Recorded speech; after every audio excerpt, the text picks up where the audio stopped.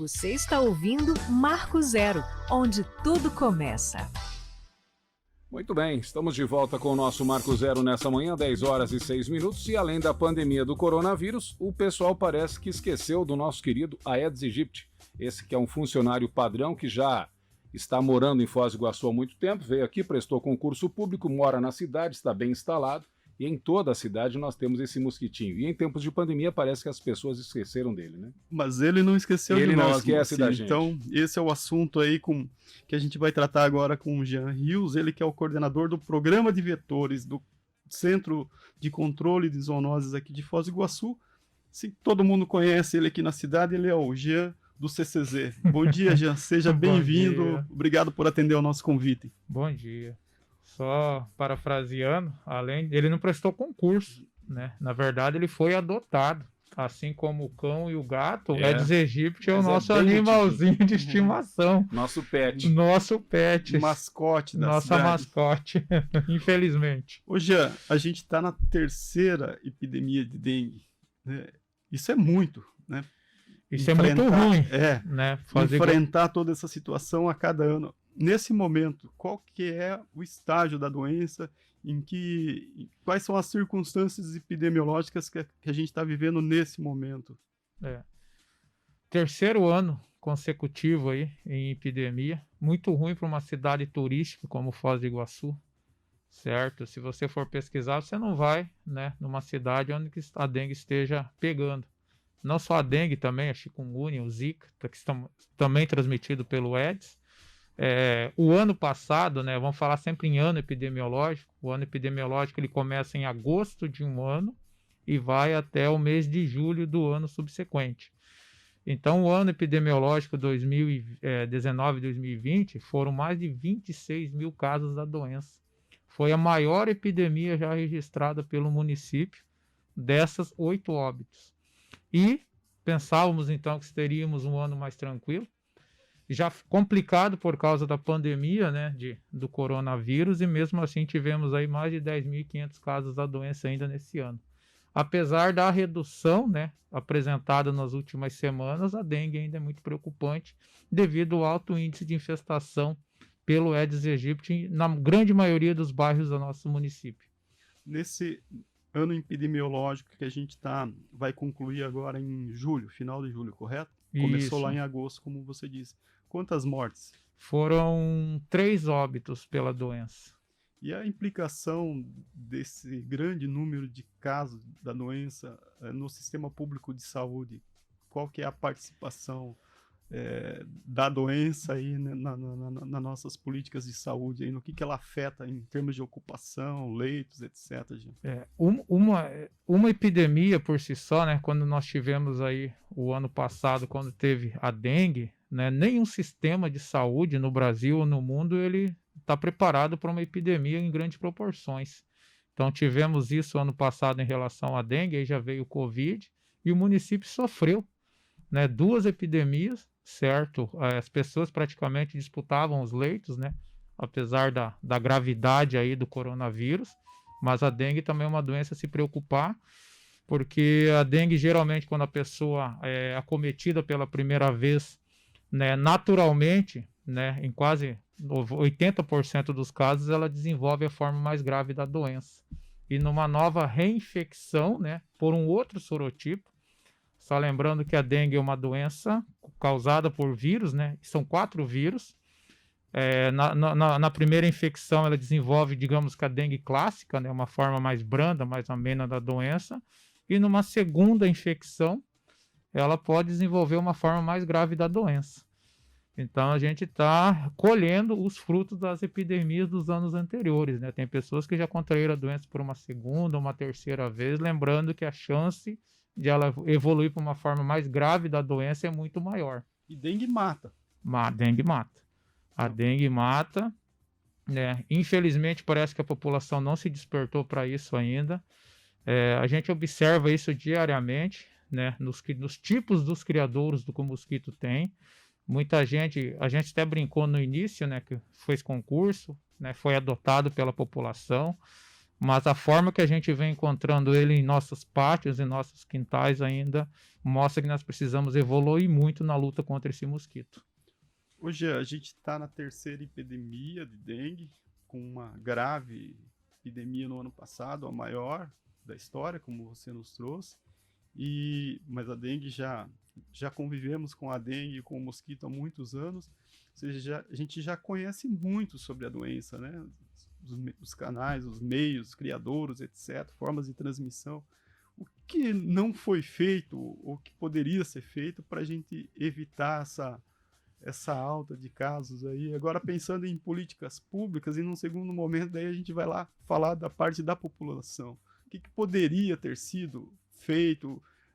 Quais as respostas diferentes que foram dadas de um ano para o outro e que acabaram que não foram efetivas, né? Porque a gente está numa terceira epidemia seguida na cidade. Uhum. Muito boa a sua pergunta. Não tenho essa resposta. Eu vou te falar a verdade. Se a tivesse, nós estávamos correndo atrás.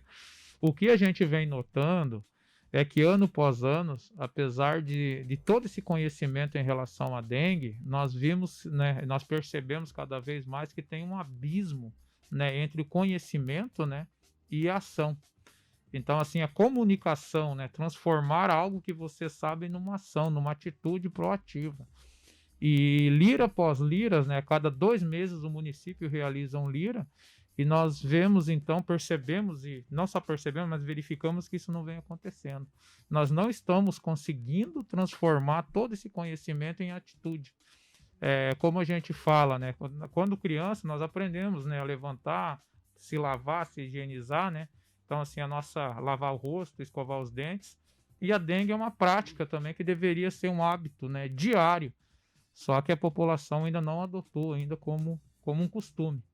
E, infelizmente, né, não transformando isso em uma atitude, a gente vai sofrer aí por mais tempo. Infelizmente.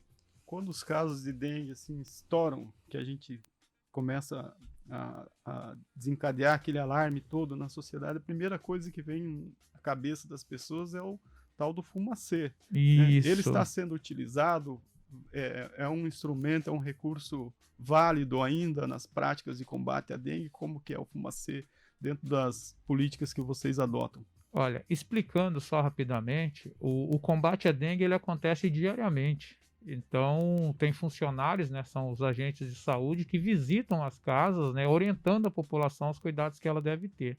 E são várias outras ações, né, feitas aí pelo poder público, desde a coleta de lixo comum, a coleta dos reciclados, as limpezas de bota fora, o recolhimento de veículos, a entrada forçada em imóveis abandonados ou aqueles em que os proprietários não permitem a entrada do agente fiscalizador, certo? A limpeza de manilhas e galerias. Então, assim, são uma gama de ações, todas elas voltadas para combater o mosquito. O fumacê, ele é uma atividade complementar, né? Ele seria ali a última ação realizada para matar aquele mosquito contaminado. Então, eles têm todas as suas diretrizes, né, suas normativas técnicas. Não é o município que detém, apesar de o município de Foz do Iguaçu ter 2 fumacês próprios, né, tá montando mais 2, né, teríamos 4. Somos uma das poucas cidades do Paraná a termos fumacê próprio, mas a sua liberação e autorização de uso ela vem da Secretaria de Estado da Saúde, né, o CESA. Lembrando também que é o Ministério da Saúde que compra, né, adquire então todos os insumos estratégicos, que seriam os inseticidas, larvicidas e afins, né, utilizados aí por essa atividade. O fumacê ele foi feito, né, em todo o município nos meses de outubro e novembro de 2020. Fizemos a avaliação na sua utilização e notamos aí que infelizmente não teve uma redução no índice de infestação e nem no corte da transmissão. Então, todo o esforço empregado para a técnica fumacê não surtiu os efeitos desejados. Comunicamos, né, as outras esferas, né, tanto estadual quanto federal, e eles estão avaliando aí a eficácia, né, do inseticida e também da técnica fumacê. O que a gente quer dizer que o mosquito iguaçuense, né, ele já é muito resistente, ele já é extremamente adaptado ao nosso modo de vida, e ele também já é resistente a vários grupos químicos utilizados no seu combate. Então ele também vem se adaptando e evoluindo, cada vez mais difícil o seu controle. E nessa evolução também, né, Jean, as pessoas falavam, olha, agora vai chegar o inverno, o mosquito morre, estamos num período de seca, não está mais chovendo, aquela chuva de armazenar água, mas mesmo assim tem se mantido vivo. Sim, nós estávamos até comentando, né, essa estiagem, né, inclusive com vários municípios sofrendo aí a falta d'água, seria uma boa, né? Mas infelizmente, como eu falei, ele já está adaptado ao nosso modo de vida. E esse último Lira, ele nos trouxe que Para o ouvinte entender, é o levantamento. Levantamento, né, de índice, ele é bimestral, tá? Então, a cada 2 meses, geralmente na primeira quinzena de cada mês ímpar, nós realizamos um levantamento em todo o município e avaliamos aí as regiões mais críticas. Então, historicamente, lá desde 2005, o EDES ele sempre buscou os pequenos criadouros. Por que os pequenos criadouros? São pequenos objetos, né, com água que ali não tem um predador natural. Certo? Então ele consegue se reproduzir, então mais uma adaptação do vetor a fugir dos seus predadores naturais. Num rio, num córrego, entendeu? Ele não vai procurar isso porque ele é uma larva mais lenta em relação às outras e ele é facilmente predado. Então a adaptação dele veio nesses pequenos objetos, né? Aí posso falar plástico, metal, borracha, vidro, né? Lata. Então ele se acostumou a esses pequenos criadouros. E com os últimos levantamentos realizados, né, devido também um pouco à falta de chuva, a gente viu que ele também se adaptou aos reservatórios de água. Então aquela caixa d'água que está sem tampa, aquela caixa d'água, aquela cisterna, aquele poço. Então esses objetos, né, esses locais em que nós usamos para o nosso uso, para a conservação da nossa água, é ali que ele está se reproduzindo. Então, se tiver uma chuva, ele vai facilmente depositar seus ovos nos pequenos criadouros. E quando não tem, então ele já sabe onde tem os reservatórios de água. E quando a pessoa não trata da forma que deve, aí sim ele vem se reproduzir. Agora, no inverno, por incrível que pareça, o nosso problema serão as piscinas. Por que as piscinas? Porque as piscinas, as pessoas então estão vendo a piscina, está frio, não vai entrar, pensa que não deve tratar. Então, no inverno, nosso problema vai ser as piscinas, que as pessoas aí esquecem que tem que fazer o tratamento.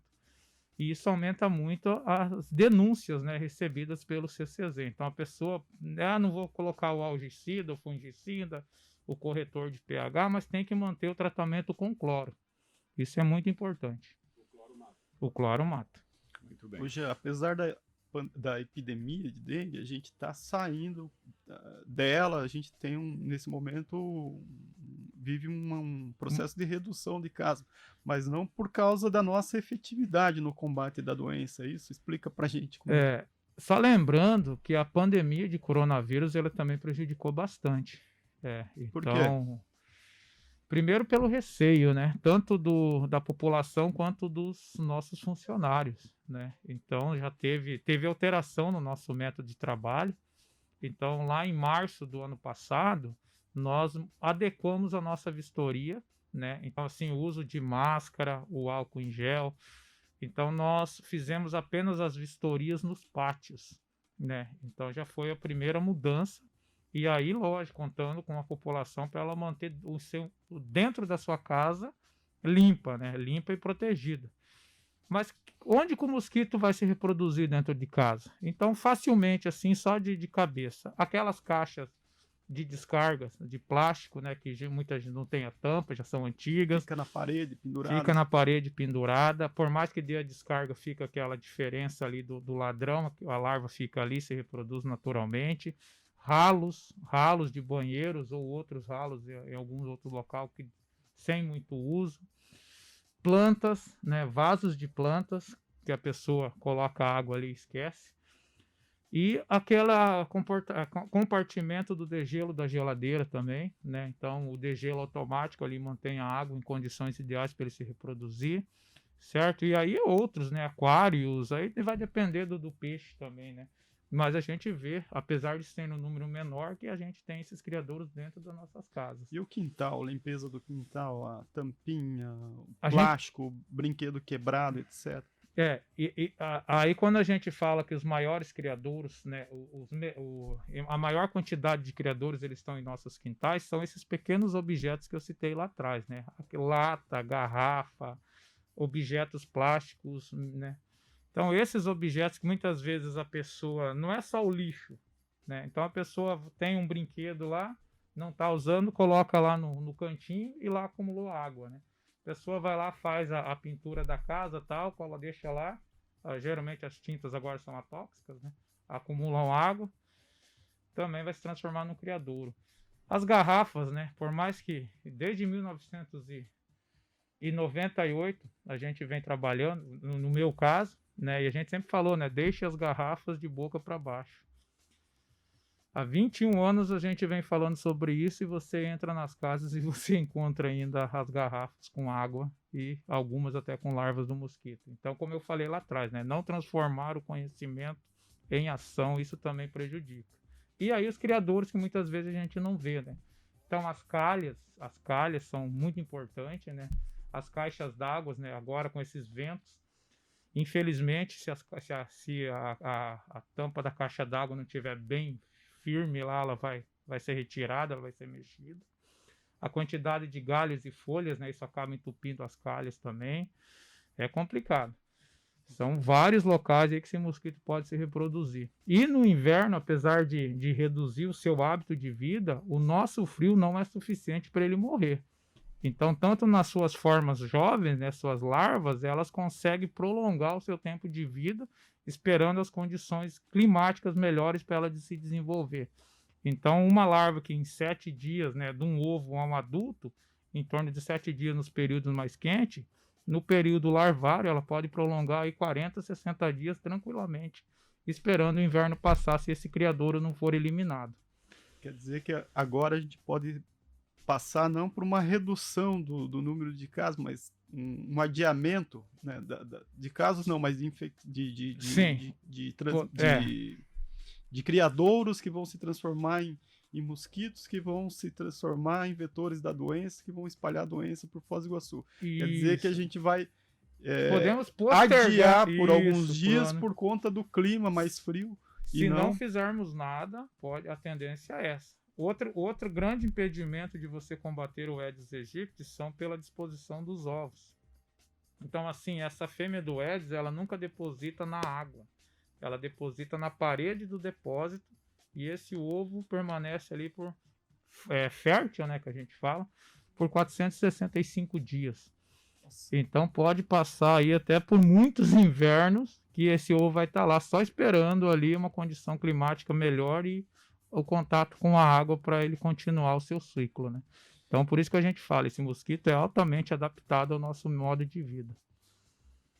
Bem interessante, né? Mas problemático pelo que se avizinha aí o que vem pela frente, o que vai se manter como um problema de dengue aqui na cidade. Lembrando, né, que nós já tínhamos feito as armadilhas, né? Então nós usamos, né, Foz do Iguaçu é um dos poucos municípios no Brasil e também cito o mundo que utilizamos armadilhas de captura, né? Então a gente tem um índice de infestação da forma adulta.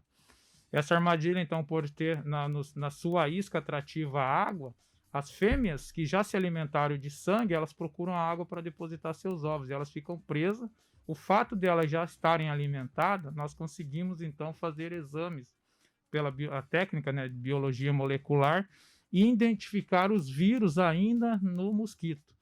Então, nesse último Lira, nós tivemos aí a confirmação de fêmeas, né, infectadas pelo vírus chikungunya. E agora, né, essa semana, nós tivemos a confirmação de um caso positivo para o chikungunya. Ou seja, no Lira passado, nós já tivemos a identificação do vírus Zika em mosquitos, certo? Então, todas essas doenças estão ocorrendo em Foz do Iguaçu, mas aí não sabemos, né, qual o impacto, né, da pandemia de coronavírus no nosso sistema, que esses casos ainda não estão aparecendo. Mas a tendência é que esses casos surjam aí com o passar do tempo.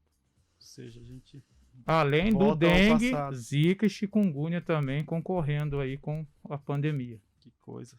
Jean, para a gente finalizar aí, sua palavra final para a população, principalmente esse alerta e reforçar esse alerta de como cada um de nós pode fazer a sua parte para tentar fazer frente àquilo que até o momento a gente não conseguiu, que é evitar novos aumentos de casos e epidemia de dengue e com toda essa problemática que você acaba de colocar aí de chikungunya, etc.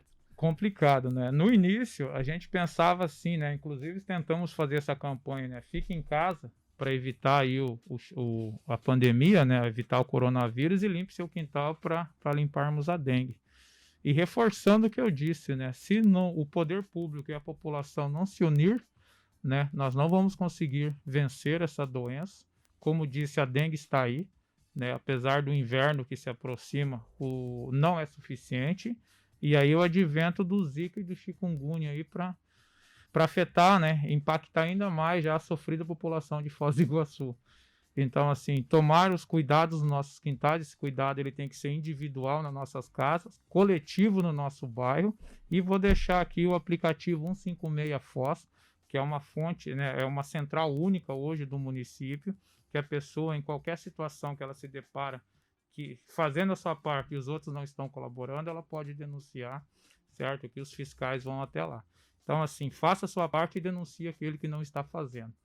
E receba bem sempre o servidor do CCZ, né? Escuta o que ele tem para falar. Então, muitas vezes o servidor vai lá, a pessoa fica à vontade, vai para lá e ela não consegue saber qual é o problema que está no quintal dela, né? Receba bem o nosso funcionário, mantenha uma distância segura e escute o que ele tem para falar. E lembrando que o servidor sempre está uniformizado. Uniformizado, crachá, na né? dúvida, né? Pode ligar lá no CCZ, tirar a dúvida, mas geralmente tem um veículo, né? Caracterizado do CCZ. Na dúvida, não sei, pede para chamar o seu superior, que ele vai estar ali, vai apresentar. Na dúvida tem o crachá, tem telefones para entrar em contato. Mas assim, receba sempre bem e escuta o que ele tem para falar. E pratique o que ele tem a dizer, né? Fundamentalmente. Pratique. Jean, pois não, pode falar. A gente até faz essa brincadeira, né? Lá vem o pessoal da dengue, ele vem querer me dar lição de moral. Esse é o nosso problema. Então, isso não acontece, tá? A gente tem o nosso costume e muitas vezes o nosso costume, de forma errada, ele pode estar impactando não só a nossa saúde, mas a saúde daquele quarteirão, daquele bairro, como a gente está vendo ano após ano da nossa cidade, né? Terceiro ano, não à toa. Infelizmente, isso. Lamentável. Jean, muito obrigado. Tenha um bom dia. Eu que agradeço e vamos para as próximas. Vamos nos cuidar, né? É uma loteria viver nesse Brasil, né? 10h28, Paulinho. É isso. Segue aí, Moacir. Falamos com o Jean Rios, que trouxe todas essas informações aí sobre a epidemia de dengue que está chegando ao fim e esperamos que a gente não emende uma quarta, né? Uma nova quarta onda aí da doença sequenciada, porque isso é muito prejudicial para todos nós, para a qualidade de vida, para os meios de saúde, para a cidade, para a sua promoção turística, como o Gia colocou aqui. Enfim, todos perdemos quando a dengue vence. Marco Zero, onde tudo começa.